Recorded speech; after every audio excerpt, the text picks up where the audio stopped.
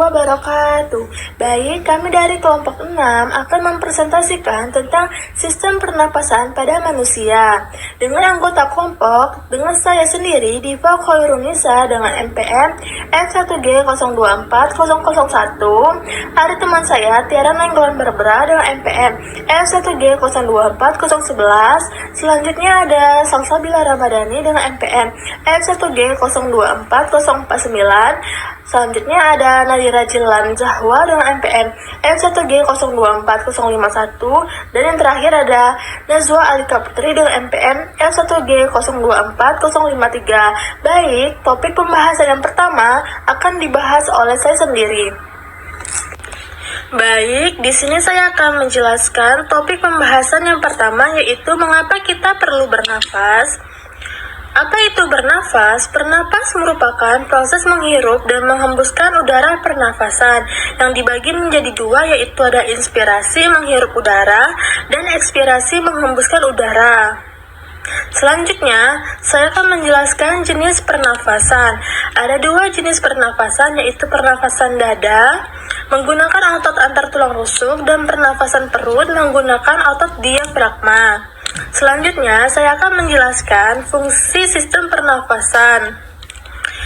Yang pertama itu, menyediakan asupan oksigen secara konsisten agar seluruh fungsi tubuh bekerja dengan baik.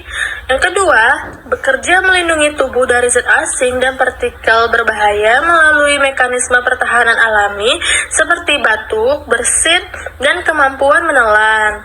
Selanjutnya, ada pertukaran oksigen CO2 dan karbon dioksida CO2 melalui pernapasan eksternal dan internal.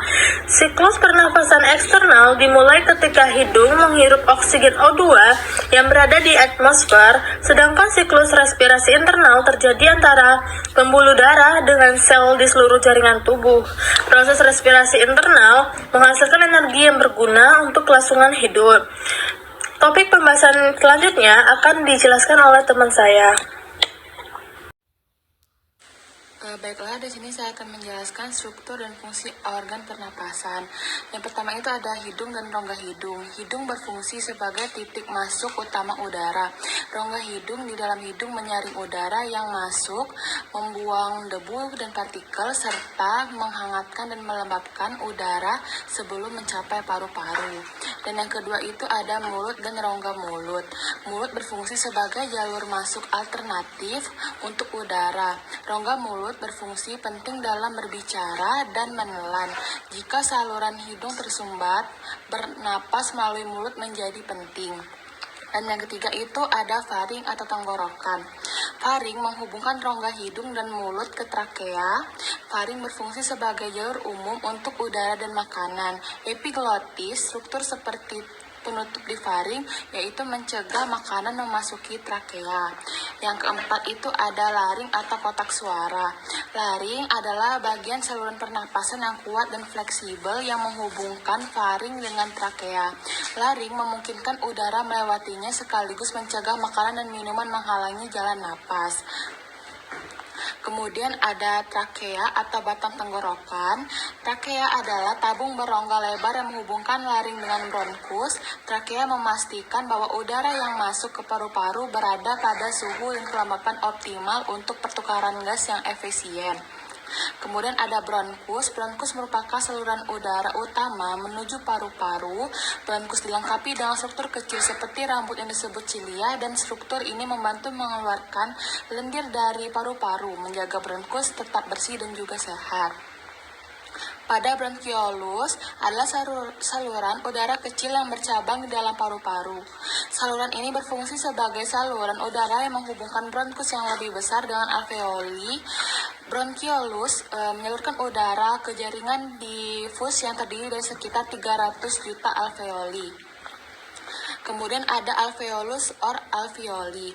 Alveoli adalah kantung udara kecil di mana di dalam alveolus molekul oksigen bergerak melalui satu lapisan sel paru-paru dan memasuki aliran darah. Pada saat yang sama, molekul karbon dioksida CO2 mengalir dari aliran darah ke dalam alveolus. Baiklah, materi selanjutnya yaitu mengenai mekanisme sistem pernapasan. Jadi, mekanisme pernapasan manusia ini merupakan proses vital yang melibatkan serangkaian langkah untuk memasukkan oksigen ke dalam tubuh, juga mengeluarkannya sebagai karbon dioksida dari tubuh. Proses ini melibatkan berbagai organ dan juga sistem tubuh yang bekerja sama untuk memastikan pertukaran gas yang efektif. Tahapan mekanisme sistem pernapasan ini terbagi menjadi dua, yaitu inhalasi dan juga ekshalasi. Inhalasi merupakan suatu proses pernapasan masuk, yang dimana pernapasan ini dimulai dengan pembukaan saluran pernapasan pada bagian atas, yaitu organ hidung dan juga mulut. Udara dapat masuk melalui hidung, dapat juga masuk melalui mulut. Kemudian saat inhalasi ini terjadi, diafragma otot utama yang memisahkan rongga dada dan perut berkontraksi dan bergerak ke bawah.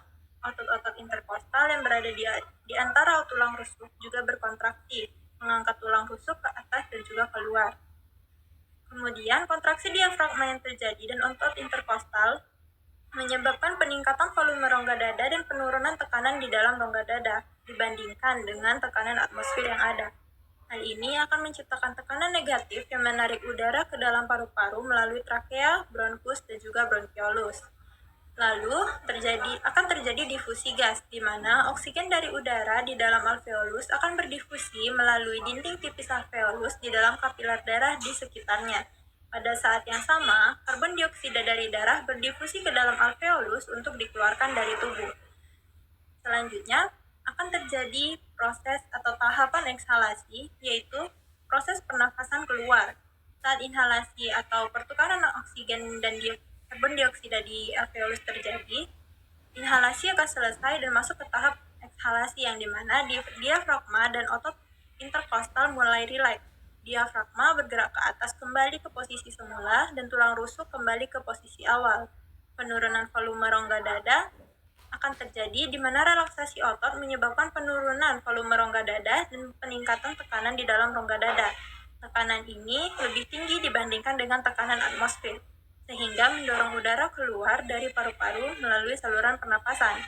Pengeluaran udara yang kaya karbon dioksida dikeluarkan dari alveolus melalui bronkiolus, bronkus, ke trakea, dan akhirnya akan mencapai organ hidung dan mulut yang kemudian akan dikeluarkan oleh organ tersebut. Kemudian, mekanisme pernapasan juga terdapat dua proses pengaturan pernapasan, di mana yang pertama, mekanisme pernapasan itu dapat diatur oleh pusat pernapasan otak, khususnya pada bagian medula oblongata dan juga pons.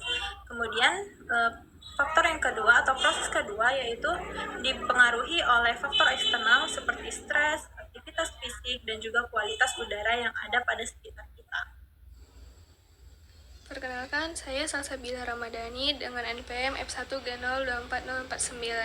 Di sini, saya akan menjelaskan tentang gangguan dan pengobatan sistem pernapasan. Gangguan sistem pernapasan yang pertama adalah influenza. Influenza merupakan masalah pernapasan yang disebabkan oleh infeksi virus, menyerang mulai dari hidung, tenggorokan, hingga paru-paru. Penyebabnya adalah virus influenza tipe A, B, dan C. Dalam banyak kasus, influenza mungkin menyebabkan gejala ringan, tetapi pada bayi dan balita dapat menyebabkan komplikasi serius. Gejala influenza biasanya seperti batuk, pilek, hidung tersumbat, demam, dan sakit kepala. Untuk pengobatannya bisa menggunakan Vicks Formula 44 sirup 100 ml, Rhinos SR 10 kapsul, Intunal F 10 tablet, Panadol Cold dan Flu 10 kaplet, Nalgestan 4 tablet, Anadex 10 kaplet, Lemakolin 10 tablet, dan Alpara 10 kaplet. Bentuk gangguan pernapasan yang kedua adalah asma. Asma merupakan penyakit yang disebabkan oleh penyempitan dan peradangan saluran pernapasan dan mengakibatkan sesak atau sulit bernapas. Penyebab asma adalah genetik atau faktor keturunan, asap rokok, udara dingin, aktivitas fisik, dan infeksi virus. Gejalanya adalah sesak dada, batuk terutama pada malam atau dini hari, sesak napas, mengi yang mengeluarkan suara siulan saat mengeluarkan napas. Untuk pengobatan asma bisa menggunakan bronkodilator atau yaitu salbutamol, albuterol, kortikosteroid inhalasi, budesonid, fluticasone. untuk leukotriene, modivir, montelukast, dan kombinasi seperti Symbicort dan Seretide. Untuk penyakit pernapasan yang ketiga adalah bronkitis. Bronkitis merupakan kondisi di mana dinding bronkus penderita mengalami peradangan. Bronkitis yang tidak ditangani dengan baik dapat menjalar ke arah paru dan berkembang menjadi pneumonia. Penyebab bronkitis adalah bakteri, virus, polutan, dan rokok. Gejala bronkitis adalah batuk,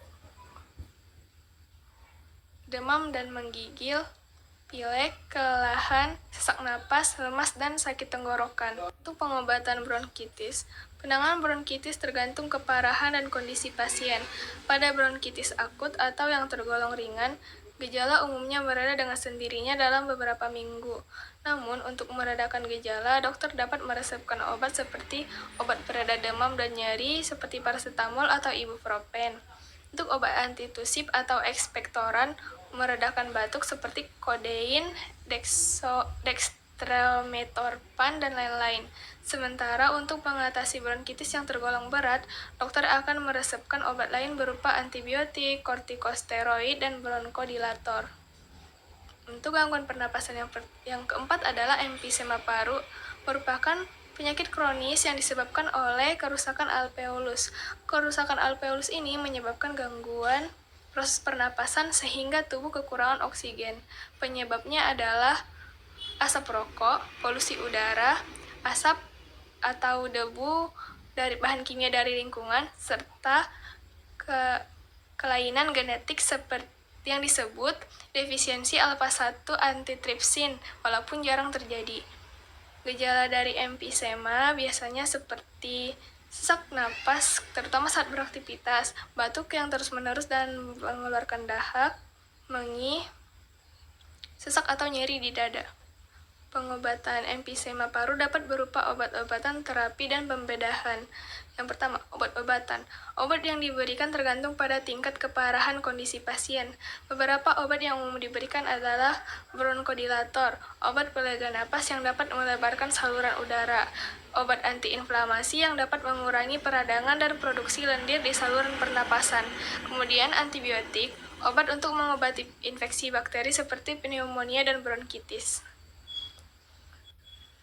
Gangguan pernapasan yang kelima adalah tuberkulosis paru atau yang biasa disebut dengan TBC, merupakan penyakit saluran pernapasan disebabkan oleh Mycobacterium tuberculosa. Gejalanya adalah batuk, berdahak, dan badan yang semakin mengurus. Untuk pengobatan tuberkulosis atau TBC umumnya dilakukan dengan mengonsumsi obat-obatan antituberkulosis atau OAT selama 6-12 bulan. OAT adalah kombinasi beberapa jenis antibiotik seperti isoniazid, rifampicin, pyrazinamide, dan ethambutanol. Pengobatan TBC terdiri dari 2 tahap, yaitu tahap intensif dan lanjutan. Tahap intensif berlangsung sejak awal pengobatan hingga 2 bulan, di mana pasien harus minum obat setiap hari. Tahap lanjutan berlangsung sejak bulan kedua hingga bulan ke-6 atau lebih, di mana pasien hanya perlu minum obat 3 kali seminggu. Sekian dari saya. Untuk penjelasan gangguan sistem pernapasan selanjutnya akan dijelaskan oleh Tiara. Baik, perkenalkan nama saya Tiara Nenggolan dengan NPM F1G024011. Saya akan melanjutkan tentang penyakit pada sistem pernapasan. Yang selanjutnya itu adalah pneumonia. Penyakit pneumonia ini adalah penyakit radang pada paru-paru, di mana paru-paru dipenuhi oleh cairan. Penyebabnya itu karena infeksi bakteri Streptococcus pneumonia, virus influenza, dan virus RSV, respiratory syncytial, dan juga jamur. Gejalanya itu paru-paru basah, batuk berdahak, demam, menggigil, sesak napas, nyeri dada ketika bernapas ataupun batuk, mual muntah, nafsu makan menghilang, serta tubuh yang mudah lelah. Untuk pengobatan penyakit pneumonia ini bertujuan untuk mengatasi infeksi, meredakan gejala, dan mencegah komplikasi. Pengobatan akan diberikan sesuai penyebab dan tingkat keparahan kondisi. Yang pertama itu obat antipiretik dan analgetik seperti ibuprofen ataupun paracetamol untuk meredakan demam dan nyerinya. Yang kedua itu obat untuk meredakan batuk. Yang Yang ketiga, obat antibiotik seperti ceftaroline fosamil untuk mengatasi pneumonia yang disebabkan oleh infeksi bakteri. Obat antivirus seperti acyclovir untuk mengatasi pneumonia yang disebabkan oleh infeksi virus. Obat anti jamur seperti fluconazole untuk mengatasi pneumonia yang disebabkan oleh infeksi jamur. Yang selanjutnya, efusi pleura. Penyakit ini adalah di mana kondisi penumpukan cairan pada rongga pleura. Efusi pleura ini dibagi menjadi dua, yaitu transsudatif dan eksudatif. Penyebabnya itu yang pertama, penyebab transsudatif karena bocornya cairan ke dalam rongga pleura akibat peningkatan tekanan pada pembuluh darah. Yang kedua itu penyebab eksudatif karena terjadi penumpukan cairan akibat peradangan, infeksi, dan tumor. Gejalanya itu penderita efusi pleura mengalami keluhan batuk, sesak, nyeri dada, sulit bernapas, dan demam. Untuk pengobatannya sendiri, tujuan pengobatan ini adalah untuk mengeluarkan cairan yang menumpuk di dalam rongga pleura. Adapun beberapa metode yang bisa dilakukan untuk sebagai berikut. Yang pertama itu thoracocentesis. Yang kedua ada cystube. Yang ketiga ada pleura drain. Yang keempat ada pleurodesis. Dan kelima itu ada operasi. Selanjutnya penyakit asfiksi. Asfiksi adalah kondisi medis yang ditandai dengan kekurangan oksigen di dalam tubuh yang dapat terjadi akibat gangguan pernapasan. Penyebabnya ini terjadi ketika tubuh tidak mendapatkan cukup oksigen yang dapat disebabkan oleh penyumbatan jalan napas ataupun gangguan pernapasan. Gejalanya itu seperti kesulitan bernapas, kebingungan ataupun kehilangan kesadaran. Untuk pengobatannya sendiri dapat dilakukan dengan menyuntikkan epinefrin untuk menangani asfiksia akibat anafilaksis. Suntikan naloxone untuk asfiksia yang disebabkan oleh overdosis opioid. Yang ketiga itu ada bronkoskopi untuk mengambil benda asing yang menyumbat jalan napas. Biasanya terjadi pada anak-anak. Yang selanjutnya faringitis. Penyakit ini adalah peradangan pada faring, bagian tenggorokan, yang dapat disebabkan oleh infeksi virus, bakteri, ataupun non-infeksi seperti alergi ataupun iritasi. Penyebabnya ini dapat disebabkan oleh infeksi virus seperti virus flu ataupun bakteri Streptococcus. Gejalanya itu batuk, sakit tenggorokan, kesulitan menelan, demam ringan, pembengkakan kelenjar, getah bening. Untuk pengobatannya, obat-obat yang bisa digunakan untuk penyakit faringitis jika terkena virus yaitu istirahat, banyak minum obat pereda nyeri seperti paracetamol. Sedangkan bakteri, antibiotik jika disebabkan oleh infeksi bakteri. Selanjutnya itu adalah penyakit paru obstruktif kronis, disingkat PPOK. Penyakit ini adalah kondisi medis yang ditandai oleh peradangan dan penyempitan saluran pernapasan yang berlangsung lama. Biasanya akibat paparan jangka panjang terhadap partikel atau gas berbahaya seperti asap rokok. Penyebabnya PPOK biasanya disebabkan oleh merokok dan paparan jangka panjang terhadap iritan paru seperti polusi udara. Gejalanya itu sesak napas saat beraktivitas, batuk kronis dengan dahak. Obat-obatan yang bisa digunakan untuk pengobatan PPOK ini seperti bronchodilator. Contoh obatnya umenclidinium, aclidinium, salbutamol, salmeterol, dan terbutalin. Untuk kortikosteroid seperti fluticasone dan budesonide. Untuk menjaga kesehatan sistem pernapasan kita, ada beberapa hal yang dapat kita lakukan. Yang pertama itu, hindari asap rokok. Karena merokok ini mengandung zat yang berbahaya dan dapat membahayakan sistem pernapasan kita. Yang kedua itu, menghindari polusi udara. Sebisa mungkin gunakanlah masker untuk menghindari terhirupnya udara kotor ke dalam tubuh. Yang ketiga itu, rutin berolahraga. Karena olahraga rutin dapat meningkatkan kapasitas paru-paru dan memperkuat otot pernapasan. Yang keempat itu, selain rutin berolahraga, pentingnya menjaga kesehatan lingkungan. Karena pastikan lingkungan bersih dari debu dan polusi agar udara yang dihirup lebih sehat. Sekian yang bisa kami sampaikan dari kelompok 6. Mengucapkan terima kasih banyak.